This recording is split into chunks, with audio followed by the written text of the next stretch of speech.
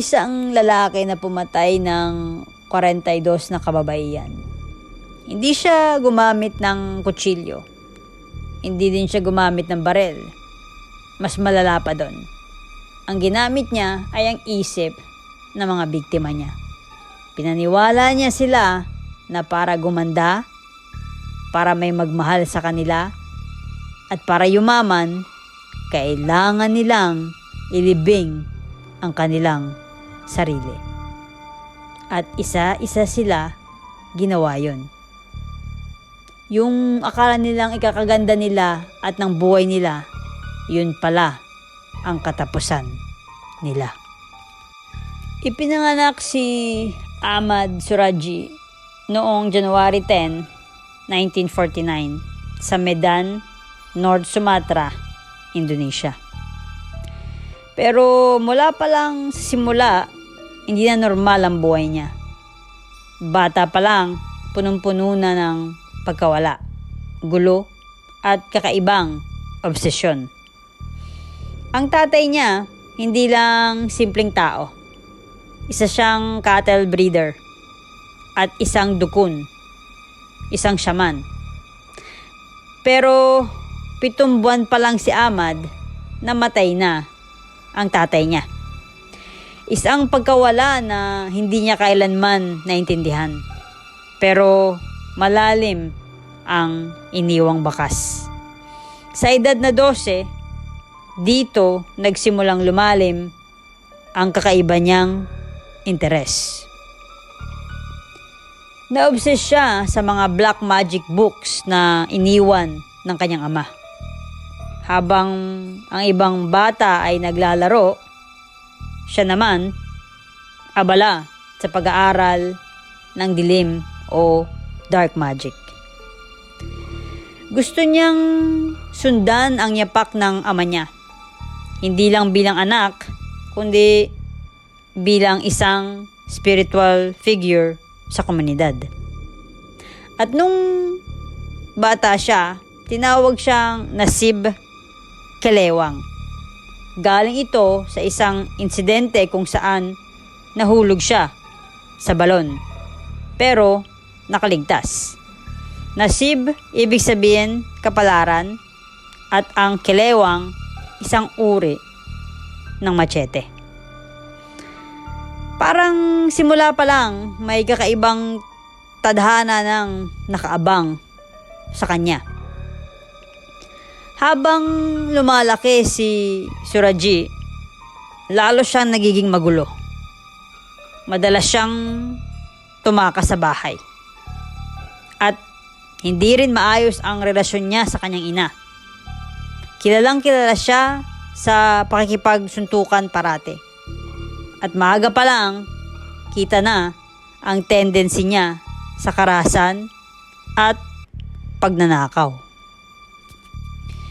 Sa edad na 19, nahuli siya dahil sa robbery at violent behavior. Nakulong ng 10 taon. Pero kahit nakalaya, hindi pa rin natapos ang cycle. Ilang sandali lang, nakulong ulit siya. Dahil naman sa pagnanakaw ng mga alagang hayop. Pagkatapos ng pangalawang pagkukulong, may ginawa siyang kakaiba. Lumayo siya sa tao. Pumasok sa kagubatan ng North Sumatra. At doon siya nag-isolate. Hindi para magbago, kundi para mas palalimin ang kanyang mga ritual at pag-aaral sa occult. Pagdating sa adulthood, lalo pang naging komplikado ang buhay niya. Para buuin ang kanyang pamilya at ang kanyang imahe, nagpakasal siya sa 3 babae na magkakapatid. At nagkaroon siya ng 9 na anak sa kanila. Sa paningin ng komunidad, isa siyang respetadong tao. Isang cattle breeder at isang dukun. Lumalapit sa kanya mga tao para sa gamot, payo sa relasyon, gayuma, at kahit pang-akit ng swerte sa pera. Sa labas, isa siyang tagapaggamot. Pero sa loob, may ibang kadiliman ang unti-unti nang nabubuo. Makalipas ng ilang taon, nagsimula na siya sa kanyang ritual. Ginamit ni Ahmad Suraji ang isang very specific at ritualistic na paraan para maengganyo at mapatay ang kanyang mga biktima, na umabot sa 42 na babae mula 1986 hanggang 1997. Ang pinakamalas na bahagi, ginamit niya ang paniniwala ng mga tao sa kanyang pagiging dukun o shaman para sila mismo ang lumapit sa kanya papunta sa bitag na hindi nila alam. Target niya ang mga babae at dalaga sa edad na 11 hanggang 30. Karamihan sa kanila may personal na problema. Yung mga gustong makahanap ng partner, yung mga gustong magbago ang asawa, yung iba naman gustong umasenso sa pera. Lumalapit sila sa kanya para humingi ng tulong. At dito nagsisimula ang deception. Sasabihin niya sa kanila na para matupad ang kanilang hiling, kailangan nilang sumailalim sa isang espesyal na healing o ritual cleansing. Pero may catch. Gagawan ito sa sugarcane plantation at sa gabi. Pagdating sa lugar, dito na nagiging mas delikado ang lahat. Pinapaniwala niya ang mga babae na kailangan nilang immobilize ang sarili para maging effective ang ritual. Ipapagawa niya sa kanila na tumayo sa hukay na siya mismo ang naghukay. Tapos, ililibing niya sila hanggang baywang o minsan hanggang dibdib. At ang resulta, hindi na sila makagalaw at hindi makatakbo. Parang nakabaon na sila sa sarili nilang libingan.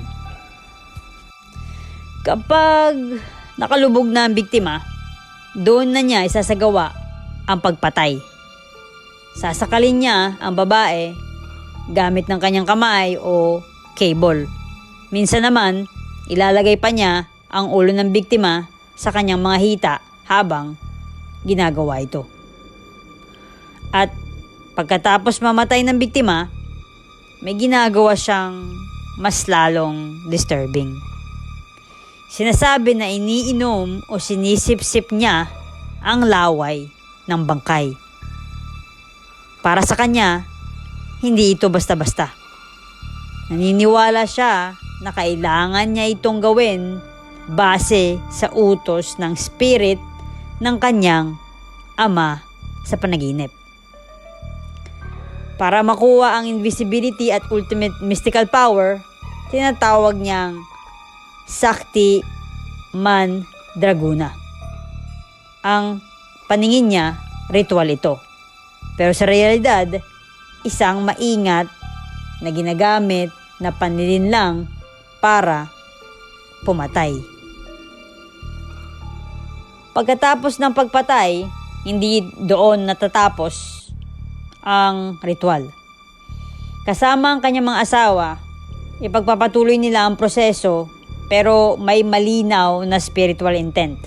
Una, huhubaran niya ang mga biktima, tatanggalin ang kanilang damit at alahas kasi naniniwala siya na sa ganitong paraan, mas bibilis ang decomposition ng katawan. Tapos, may isa pang kakaibang paniniwala. Sisiguraduhin niya ang ulo ng mga biktima ay nakaturo papunta sa kanyang bahay. Para sa kanya, dito niya iniisip na dumadaloy ang espiritu ng mga namatay diretso sa kanya. Naniniwala siya na ang ganitong posisyon, makukuha niya ang kanilang enerhiya at madaragdagan ang kanyang mystical power. Ang mga asawa niya na magkakapatid, hindi lang simpleng saksi. Sila mismo ang tumulong sa pagtatago ng mga katawan, sa paglibing, at sa pagtago ng mga gamit ng mga biktima. Sa loob ng maraming taon, nakapagtago sila hanggang sa isang araw may nakita sa field malapit sa bahay nila. Ang kaso ni Ahmad Suraji nagsimulang mabunyag dahil sa isang babae. Si Siri Kemala Dewi, 21 years old, noong April 24, 1997, bigla siyang nawala. 3 araw matapos ang pagkakawala niya, natagpuan ng kanyang katawan. Hubad at bloated sa isang field malapit sa bahay ni Suraji. Isang villager na si Sugito ang nakakita sa kanya. Dito pumasok ang isang mahalagang clue. Isang rickshaw driver na si Andreas ang lumapit sa pulis. Sinabi niya na noong araw na nawala si Dewi, sinakay niya ito at binaba mismo sa bahay ni Suraji. At naging malinaw na may koneksyon. Noong una, itinanggi ni Suraji ang lahat.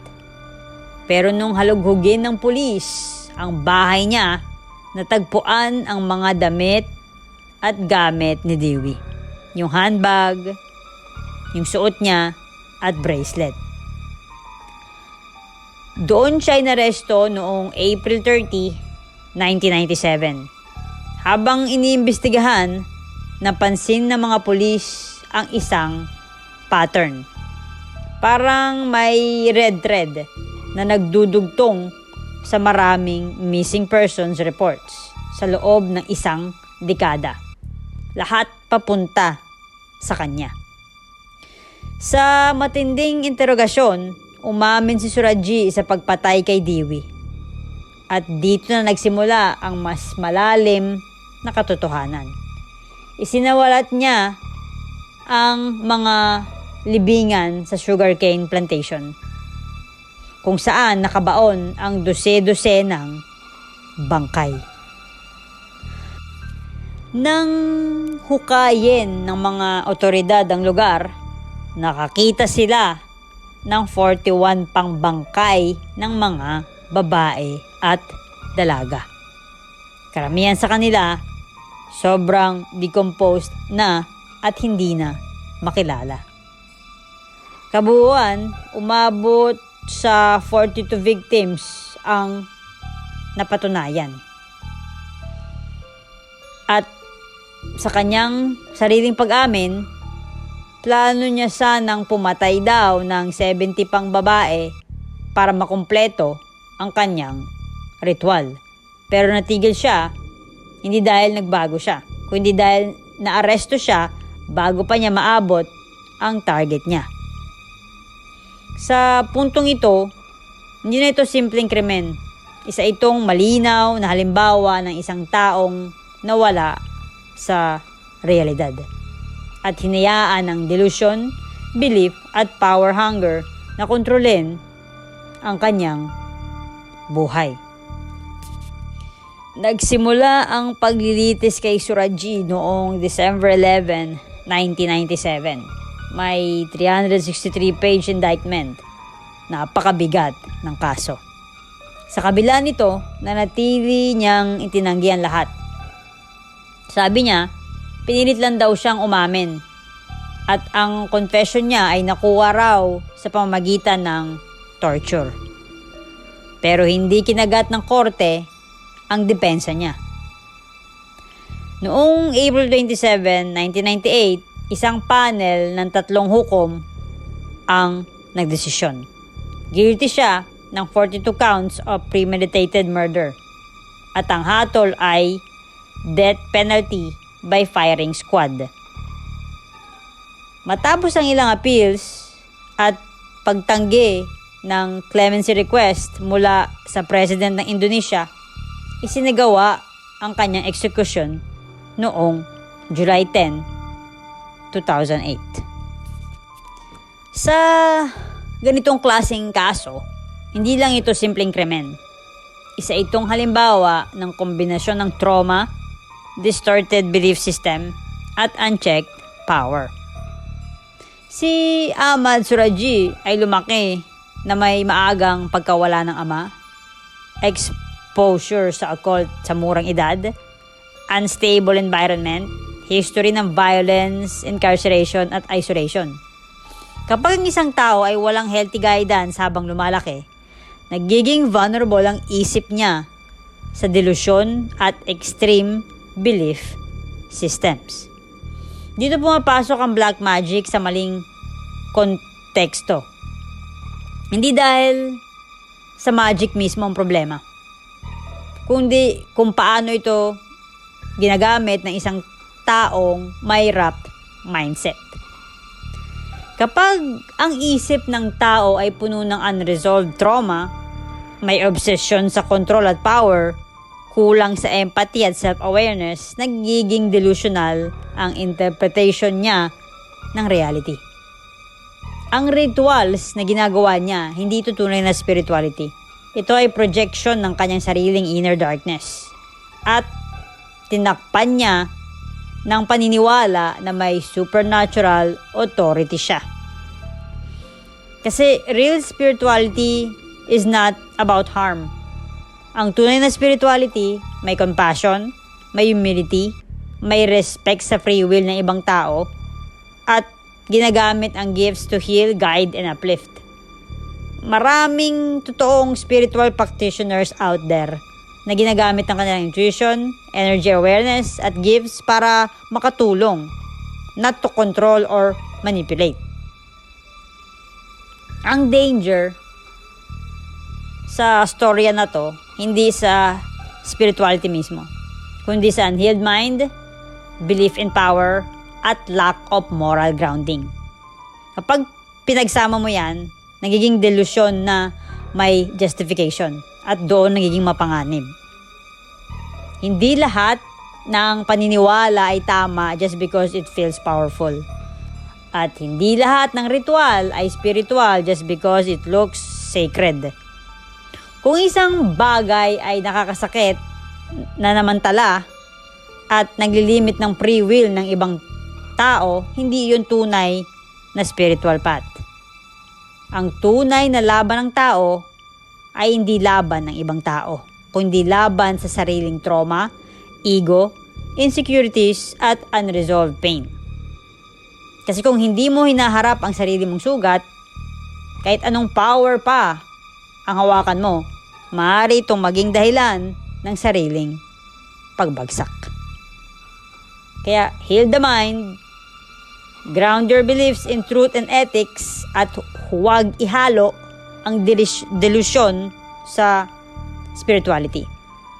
At lagi nyo tandaan, ang tunay na lakas ng tao hindi nakikita sa pagkontrol ng iba, kundi sa kakayanan niyang kontrolin ang sarili niya at piliin ng tama kahit walang nakatingin.